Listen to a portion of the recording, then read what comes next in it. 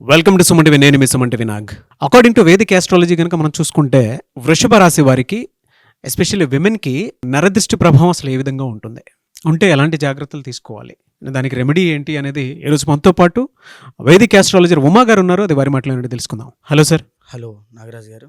Sir, Vedic astrology ప్రకారం కనుక మనం చూసుకుంటే ప్రతి మనిషికి దృష్టి ప్రభావం అయితే ఉంటుంది. ఎస్పెషల్లీ విమెన్కి వృషభ రాశి వారికి ఎలాంటి దృష్టి ప్రభావం ఉంటుంది? ముఖ్యంగా మనం మాట్లాడుకునేది ఆడవాళ్ళ గురించి, వృషభ రాశి గురించి, నరదృష్టి యొక్క ప్రభావం గురించి.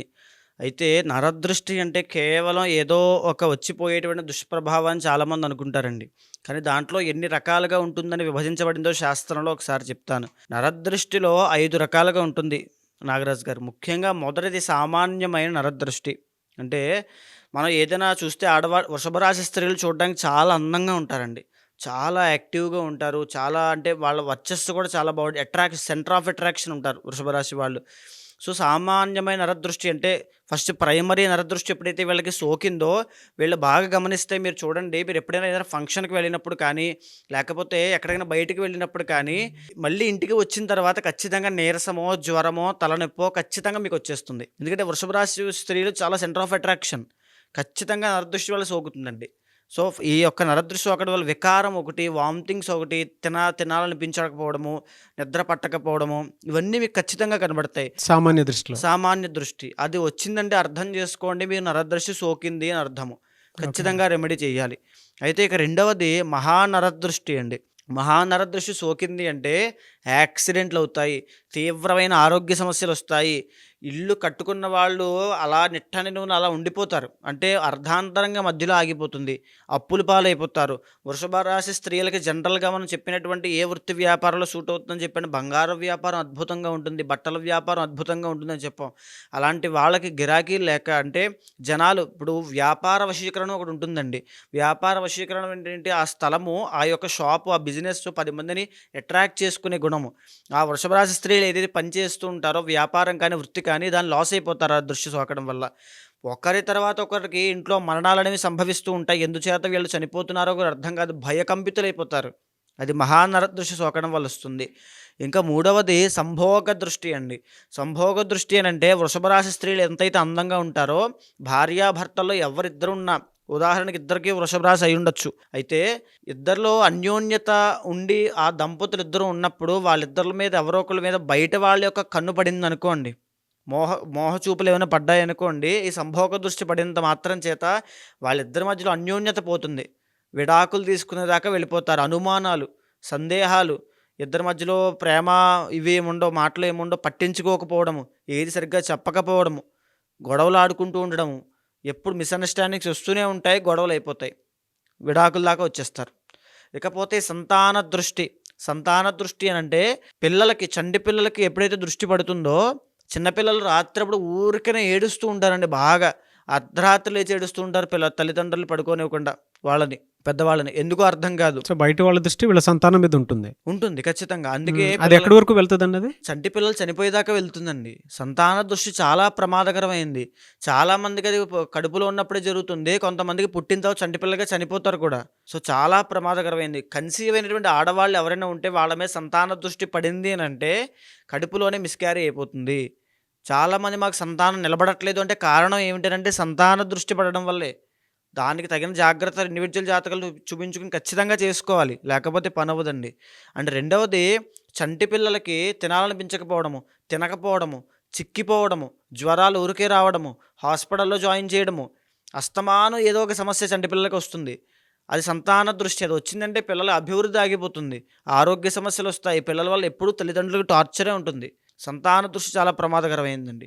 ఇంకా ఐదవది సూక్ష్మ నరదృష్టి. ఇది కూడా చాలా స్లో పాయిజన్ లాంటిది నాగరాజు గారు ఇది.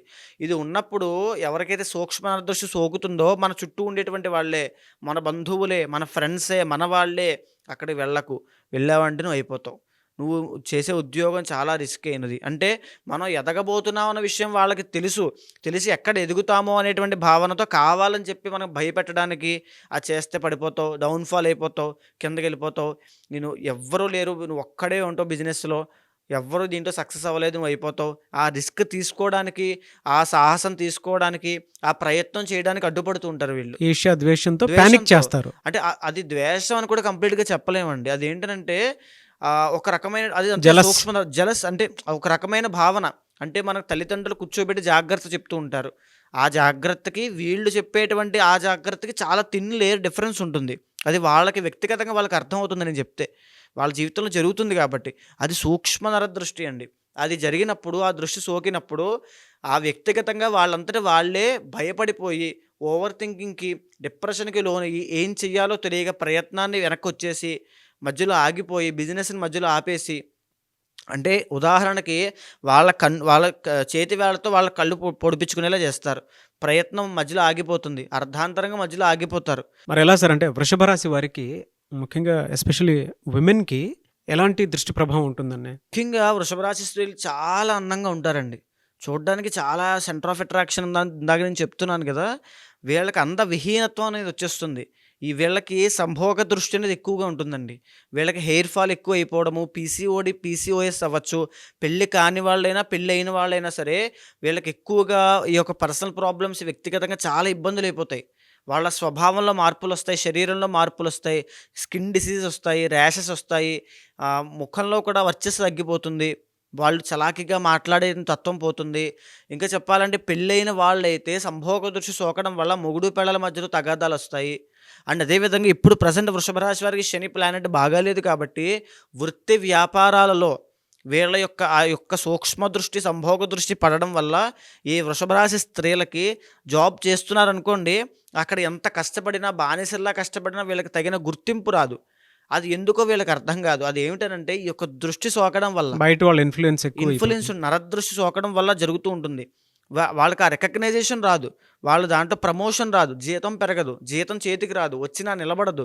ఏమిటిదంతా, నేను ఎంత కష్టపడుతున్నాను, ఫ్యామిలీకి ఎంత దూరంగా ఉన్నాను అని చెప్పి బాధపడుతూ ఉంటారు. అది కేవలం నరదృష్టి సోకడం వల్లండి. సో, ఇక్కడ వృషభ రాశి స్త్రీలు కనుక మనం తీసుకుంటే ఈ సంభోగ దృష్టి సోకడం వల్ల మనం జనరల్‌గానే చూస్తాం నాగరాజు గారు, వృషభ రాశి స్త్రీలు కనుక ఏ స్వాతి నక్షత్రం వాళ్ళనో, లేకపోతే విశాఖ నక్షత్రం వాళ్ళనో పెళ్లి చేసుకున్నారో సుఖంగా ఉండలేరు వాళ్ళు. వాళ్ళకి ఆ యొక్క అన్యోన్యత అన్నది ఉండదు. సుఖశాంతులు ఇంట్లో ఉండవు. మ్యారీడ్ లైఫ్‌లో ఎక్స్‌పెక్టేషన్స్ రీచ్ అయినంత హ్యాపీనెస్ వాళ్ళ జీవితంలో ఉండదు. ఆ కాంబినేషన్ వల్ల అయ్యుండొచ్చు. ఈ యొక్క సంభోగ దృష్టి వల్ల అయ్యుండొచ్చు. ఇప్పుడు ప్రెజెంట్ నడిచేటువంటి వృషభ రాశి వాళ్ళకి కంటక శని. ఈ శని యొక్క దోషం వల్ల అవ్వచ్చు, కంప్లీట్‌గా వాళ్ళ జీవితంలో ఒక డౌన్‌ఫాల్ అనేది కనబడుతుందండి. ఆ డౌన్‌ఫాల్ అంటే మ్యారేజ్ అయిపోతుంది. అనుకున్నటువంటి ఏదో పెళ్లి అయిపోతుంది. ఇంట్లో వాళ్ళు పెళ్లి చేస్తారు. ఓకే. కానీ పెళ్లయిన తర్వాత భర్త దగ్గర నుంచి సరైనటువంటి అన్యోన్యత రాదు. ప్రేమ అనేది పొందలేరు వీళ్ళు. వీళ్ళు ఎంత చూపిస్తున్నా వాళ్ళ దగ్గర నుంచి అది రాదు. అదేవిధంగా వీళ్ళు కష్టపడుతూ ఉంటారు. వీళ్ళు ఏదో చిన్నదో, పెద్దో పని చేస్తూ కష్టపడుతూ ఉంటారు. వీళ్ళకి సక్సెస్ రాదు.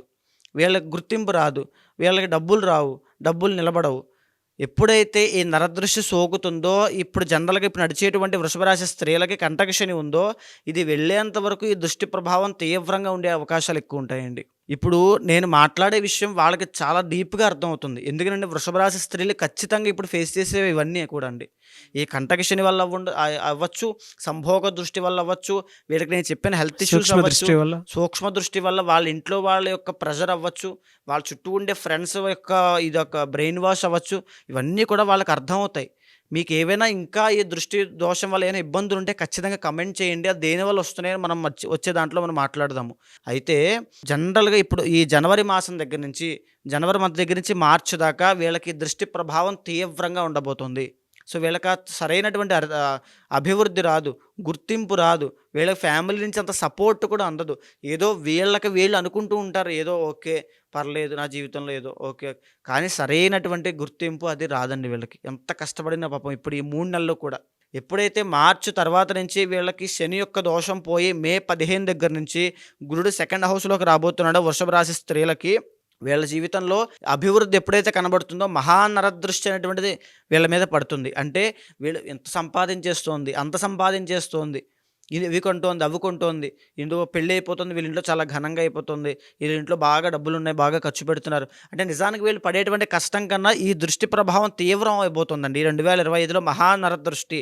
వృషభ రాశి స్త్రీలకి నేను చెప్పేది ఏంటంటే అమ్మా, ఈ మార్చి దగ్గర నుంచి అక్టోబర్ దాకా మీరు మహానరదృష్టి ప్రభావంలో పడబోతున్నారు.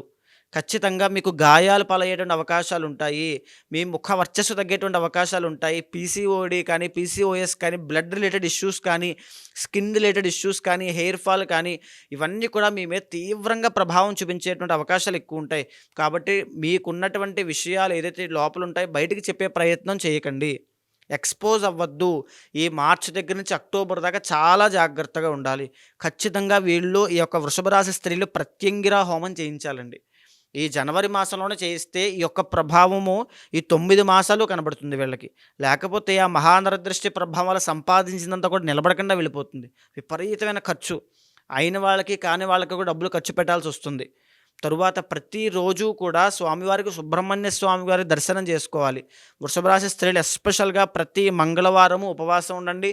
సుబ్రహ్మణ్య స్వామి దర్శనం చేసుకోండి.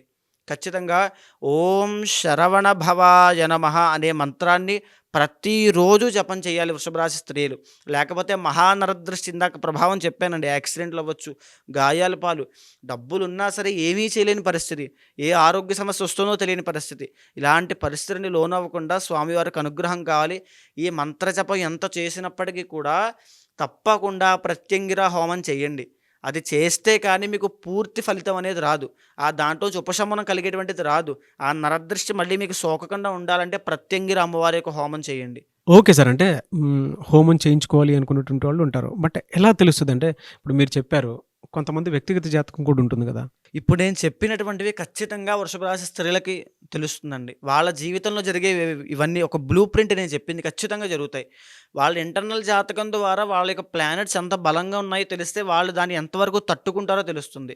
మిమ్మల్ని అప్రోచ్ అయితే మీరు చెప్తారా సార్ అది? తప్పకుండా అండి. ఇంటర్నల్ జాతకం చూసిన తర్వాత D1 అవ్వచ్చు, D9 అవ్వచ్చు, D10 అవ్వచ్చు. ఈ చార్ట్స్ చెక్ చేసిన తర్వాత మీ జీవితం మీద ఎలాంటి దృష్టి ప్రభావం పడుతుందో చూసిన తర్వాత ఒక పరిహారం చేపిస్తానండి నేను. ఆ పరిహారం చేయించి నేను ఒక మంత్రం ఇస్తాను మీకు. ఒక రక్షా సూత్రాలు కడతాను. దానివల్ల ఎలాంటి నరదృష్టి ప్రభావం అయినా, సంభోగ దృష్టి ప్రభావం మిమ్మల్ని ఏమీ చేయలేదు. దృష్టి ప్రభావం ఉంది అనేటువంటిది ఎన్ని డేస్‌లో వాళ్ళు చెక్ చేసుకోవాల్సినటువంటి అవసరం ఉంటుందంటారు? ఎన్ని డేస్ ఉంటుంది? ఈ వృషభ రాశి స్త్రీలకి ఎప్పుడైతే దృష్టి ప్రభావం సోకుతుందో ఎంతో కాలం పట్టదు నాగరాజు గారు. ఒక రోజు నుంచి 7 రోజుల్లోపు దానికి గురైపోతారు. ఆ ప్రభావాలన్నిటికి వాళ్ళకి అర్థమైపోతాయి. ఏమిటి ఈ మైగ్రేన్ ఏంటి, సడన్‌గా నాకు ఈ హెడేక్స్ ఏంటి, ఈ వామిటింగ్ వికారం ఏంటి, ఆకలి వేయకపోవడము, నిద్ర పట్టకపోవడము, నిద్రలో సడన్‌గా లేచి కూర్చుంటారు. వాళ్ళకి భయం వేసేస్తుంది. ఏంటి నా జీవితం, ఏంటి సడన్‌గా పీడకలలు రావడము, ఇవన్నీ కూడా నరదృష్టి ప్రభావం అండి. అది కొంతమందికి ఒక రోజులో వచ్చేసి సంవత్సరం దాకా ప్రభావం ఉంటుంది. ఎందుకంటే దానికి తగిన పరిహారం చేయించరు కదా! వాళ్ళకి ఆ దైవబలం ఉండదు. స్పిరిచువల్ ఎనర్జీ వాళ్ళకి రాదు. ఆ సంవత్సరం అంతా వాళ్ళు బాధపడాల్సిందే. పరిహారం జరిగేంత మహానరదృష్టి వరకు కూడా రాబోతుంది కాబట్టి. రాబోతోంది. ఖచ్చితంగా పరిహారం జరిగేంత వరకు ఆ ప్రభావాలు ఉంటాయి కాబట్టి ఆ పరిహారం ఆచరిస్తే అది వెంటనే పోతుంది. మీ అపాయింట్‌మెంట్ తీసుకొని మిమ్మల్ని అప్రోచ్ అవ్వచ్చా? ఎవరికైనా ఏదైనా నరదృష్టి ప్రభావం లాంటిది ఉంది అనంటే జాతక చక్రం ప్రకారం వాటికి కావాల్సినటువంటి పరిహారాల్ని మీ దగ్గర నుంచి పొందొచ్చా? తప్పకుండా అండి.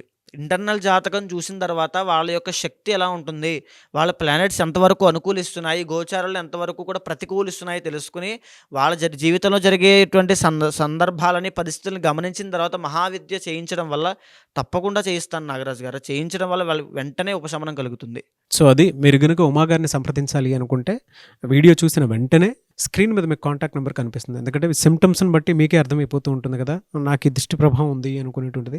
సో స్క్రీన్ మీద ఉమాగారి కాంటాక్ట్ నెంబర్ కనిపిస్తుంది. దాన్ని మీరు కాల్ ఆర్ మెసేజ్ వాట్సాప్ చేసి వెంటనే అపాయింట్మెంట్ బుక్ చేసుకోండి. ఎనీవేస్ థ్యాంక్ యూ అండి. థ్యాంక్ యూ సో మచ్ ఉమాగారు. నమస్తే అండి.